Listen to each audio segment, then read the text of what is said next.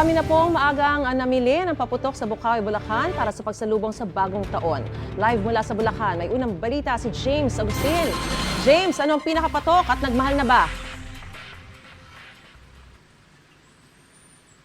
Maris, good morning. Yes, nagmahal na yung ilang mga paputok at pailaw dito sa Bukawi, Bulacan at ang pinakamabenta raw ay yung mga luces, kwites at mga fountain. Ngayon, Maris, umaga ay nakakaranas na mahina hanggang sa katamtamang buhos ng ulan dito kaya nabawasan yung dami ng mga mamimili dito sa Bukawi, Bulacan. At nagkakaubusan na nga po ng ilang klase ng paputok at pailaw gaya ng mga luces, kwites at fountain na mabenta nga raw sa mga mamimili.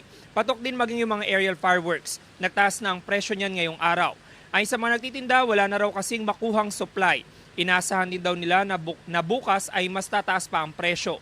Madaling araw pa lang kanina, may mga mamimili na dumayo pa mula sa iba't ibang lugar.